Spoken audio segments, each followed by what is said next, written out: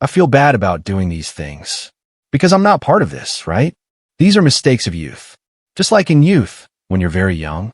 Because you lack experience and knowledge, then it's easy for you to be induced to do bad things. Deceived by other people, my dream is to get rid of all these letters that I carry. Because I'm all stained, it has more. Yes, in all of this, here in the alum. Here on my back, more and more debatable. Nelson's decision to remove the tattoos that mark his body as a member of the Mara Salvatrucha gang was not taken lightly for him. Each line drawn on his skin represented a dark chapter in his past, a history of violence, blind loyalties, and wrong decisions that had led him to spend 2 decades behind bars.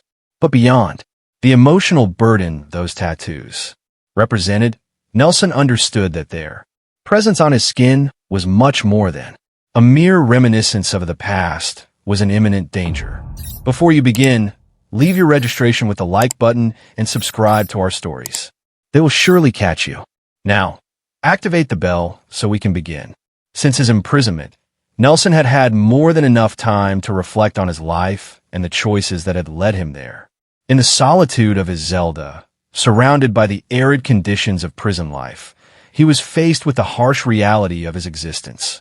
He had been part of a web of violence and crime, a tangle of distorted loyalties that had trapped him in a cycle of destruction and hopelessness.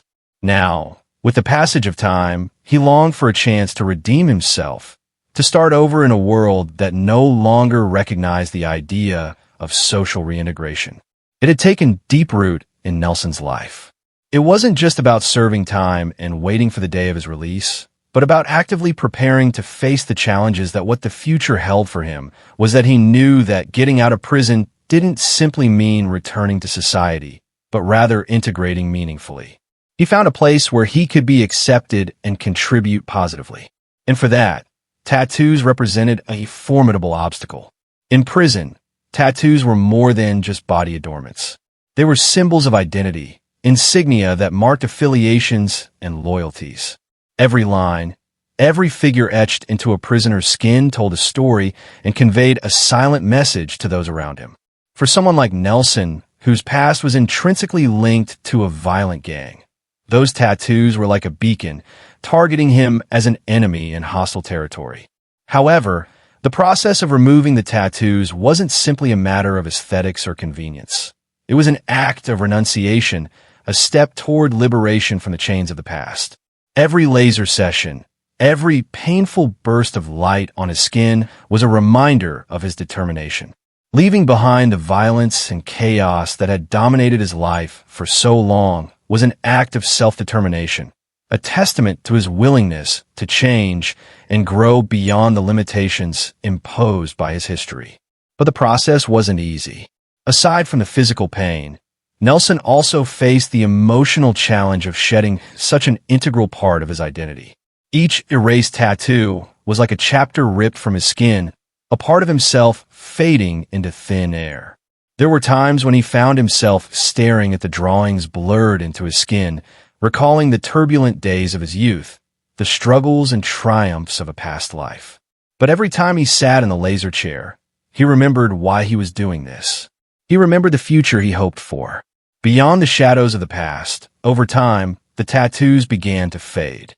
The blurred lines became ghostly spots on his skin, and with each session, Nelson felt that he freed himself a little more from the chains that had bound him for so long. He felt lighter, freer, as if he were leaving behind a heavy armor that had protected him but also limited him. And although he knew the road to redemption was still long and difficult, he also knew he was moving in the right direction. When he finally left prison, Nelson looked at his reflection in the mirror and barely recognized the man he saw. The skin that was once covered in tattoos was now clean and clear, like a blank canvas, waiting to be filled with new experiences and new stories. And although the scars of his past were still present, they no longer defined him because Nelson argued that he had chosen his own path. He had rejected the shadows of the past and embraced the light of the future. In that moment, he knew that true freedom lay not in the chains he had left behind, but in the promise of a new beginning. The skin of these men is like a vast, full canvas of intricate designs, a gallery of tattoos that tell stories of a life marked by gang membership in El Salvador. However, many of them, now incarcerated in Sector 1 of the Santa Ana prison, are willing to face a long and painful process to laser erase those marks, which they consider to be mistakes of their youth. These 239 men, most of them from the fearsome Mara Salvatrucha, MS-13, and Barrio 18 gangs, range in age from 24 to 48. They are serving sentences for serious crimes such as homicide, drug trafficking, and extortion, facing sentences ranging from 6 years to more than 80. Although the maximum sentence in El Salvador is 60 years, among them is a 41-year-old man, a former MS-13 member who has been serving a 36-year sentence for aggravated homicide for 15 years.